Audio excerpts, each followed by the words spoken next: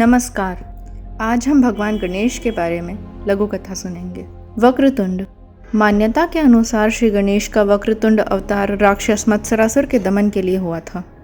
मत्सरासुर शिव भक्त था और उसने शिवजी की उपासना करके वरदान पा लिया था कि उसे किसी से भी भय नहीं रहेगा। मत्सरासुर ने शुक्राचार्य की आज्ञा से देवताओं को प्रताड़ित करना प्रारंभ कर दिया। उसके 2 पुत्र भी थे, सुंदर प्रिय और विषय प्रिय। ये दोनों भी बहुत अत्याचारी थे। सारे देवता शिवजी की शरण में पहुंच गए। शिवजी ने उन्हें आश्वासन दिया कि गणेश जी का आवाहन करें, वे वक्रतुंड अवतार लेकर आएंगे। देवताओं ने आराधना की और गणपति ने वक्रतुंड अवतार लिया। वक्रतुंड भगवान ने मत्सरासुर के दोनों पुत्रों का संहार किया और मत्सरासुर को भी पराजित कर दिया। वही मत्सरासुर कालांतर में गणपति का भक्त हो गया। एक दंत। माना जाता है कि महर्षि च्यवन ने अपने तपोबल से मद की रचना की। वह च्यवन का पुत्र कहलाया। मद ने दैत्यों के गुरु शुक्राचार्य से दीक्षा ली। शुक्राचार्य ने उसे हर तरह की विद्या में निपुण बनाया। शिक्षा होने पर उसने देवताओं का विरोध शुरू कर दिया। सारे देवता उससे प्रताड़ित रहने लगे। मद अत्यधिक शक्तिशाली हो चुका था। ऐसे में सारे देवताओं ने मिलकर गणपति की आराधना की। तब भगवान एक दंत रूप में प्रकट हुए। उनके हाथ में पाश परशु था। एक दंत ने देवताओं को अभय वरदान दिया और मदासुर को युद्ध में पराजित किया। महोदर। मान्यता के अनुसार जब कार्तिकेय ने तारकासुर का वध किया तो दैत्य गुरु शुक्राचार्य ने मोहासुर को देवताओं के सामने खड़ा कर दिया। मोहासुर से मुक्ति के लिए देवताओं ने गणेश जी की उपासना की। तब गणेश जी ने महोदर अवतार लिया। महोदर का उदर यानी पेट बहुत बड़ा था। वे मूषक पर सवार होकर मोहासुर के नगर में पहुंचे तो मोहासुर ने बिना युद्ध किए ही गणपति जी को अपना इष्ट बना लिया। गजानन। कथा के अनुसार एक बार धनराज कुबेर भगवान शिव पार्वती के दर्शन के लिए कैलाश पर पहुंचे। वहां किसी लोभ से लोभासुर का जन्म हुआ। वह शुक्राचार्य की शरण में गया और उसने शुक्राचार्य के आदेश पर शिव जी की उपासना शुरू की।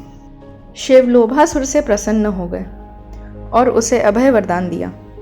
इसके बाद लोभासुर ने सारों लोकों पर अपनी विजय प्राप्त करी। तब देवताओं ने गणेश जी की उपासना करी। गणेश जी ने गजानन रूप में दर्शन दिए और देवताओं को वरदान दिया कि मैं लोभासुर को पराजित करूंगा। गणेश जी ने लोभासुर को युद्ध के लिए संदेश भेजा, जिसने उसे बिना युद्ध किए ही पराजय स्वीकार कर ली। विघ्नराज। मान्यता है कि एक बार पार्वती जी अपनी सखियों के साथ बातचीत के दौरान जोर से हंस पड़ी। उनकी हंसी से एक विशाल पुरुष की उत्पत्ति हुई। पार्वती जी ने उसका नाम मम रखा। वह माता से मिलने के बाद वन में तप करने के लिए चला गया। वहीं वह शंबरासुर से मिला। शंबरासुर ने उसे कई आसुरी शक्तियाँ सिखाईं। उसने मम को गणेश की उपासना करने के लिए कहा। मम ने गणपति को प्रसन्न करने के लिए ब्रह्मांड का राज मांगा। शंबर ने उसका विवाह अपनी पुत्री मोहिनी के साथ किया। शुक्राचार्य ने मम के तप के बारे में सुना तो उसे दैत्यराज के पद पर विभूषित कर दिया। इसके बाद ममासुर ने अत्याचार प्रारंभ कर दिए और सारे देवताओं को बंदी बनाकर कारागार में डाल दिया। तब देवताओं ने गणेश जी की उपासना करी। इस पर गणेश जी विघ्नराज के रूप में अवतरित हुए और मामासुर का मान मर्दन कर देवताओं को छुड़वाया। लंबोदर। माना जाता है कि समुद्र मंथन के समय भगवान विष्णु जब मोहिनी रूप धरा तो शिव जी उन पर मोहित हुए थे। इससे एक काले रंग के दैत्य की उत्पत्ति हुई। इस दैत्य का नाम क्रोधासुर था। क्रोधासुर ने सूर्य की उपासना करके उनसे ब्रह्मांड विजय का वरदान लिया। क्रोधासुर के इस वरदान के कारण सारे देवता भयभीत हो गए। वह युद्ध करने निकल पड़ा। तब गणेश जी ने लंबोदर रूप धरकर उसे रोक लिया। क्रोधासुर को समझाया और उसे ये आभास दिलाया कि उस संसार में कभी अजय योद्धा नहीं हो सकता। क्रोधासुर ने अपना विजय अभियान रोक दिया और सब छोड़कर पाताल लोक में चला गया। विकट। मान्यता के अनुसार भगवान विष्णु ने जलंधर के विनाश के लिए उनकी पत्नी वृंदा का सतीत्व भंग किया।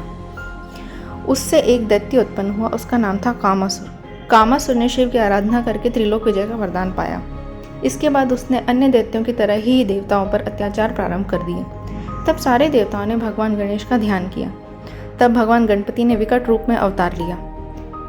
विकट रूप में भगवान मोर पर विराजित होकर अवतरित हुए। उन्होंने देवताओं को अभय वरदान देकर कामासुर को पराजित किया। धूम्रवर्ण। कथा के अनुसार एक बार भगवान ब्रह्मा ने सूर्य देव को कर्मराज का स्वामी नियुक्त कर दिया। राजा बनते ही सूर्य को अभिमान हो गया।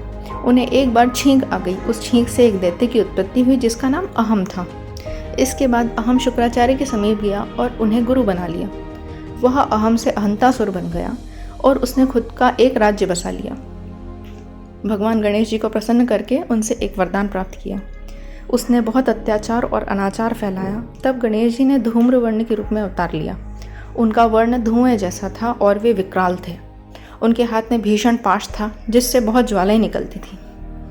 देवर्षि नारद को धूम्र वर्ण का दूत बनाकर अहंतासुर के पास भेजा गया। उन्होंने कहा कि अगर उसने अत्याचार नहीं रोके तो गणेश जी की शरण में नहीं आया उसका अंत निश्चित है। लेकिन अहंतासुर नहीं माना। जब यह धूम्रवर्ण को पता चला तो उन्होंने अपना पाश असुर सेना पर छोड़ दिया। इसके प्रभाव से असुर काल का ग्रास बनने लगे। यह देख अहंतासुर डर गया और शुक्राचार्य से उपाय पूछा। दैत्यगुरु ने भी उसे श्री धूम्रवर्ण की शरण में जाने के लिए कहा। यह सुनकर अहंतासुर श्री धूम्रवर्ण की शरण में चला गया और क्षमा मांगने लगा। इसके बाद ही श्री गणेश ने उसे दिया। Thank you for listening.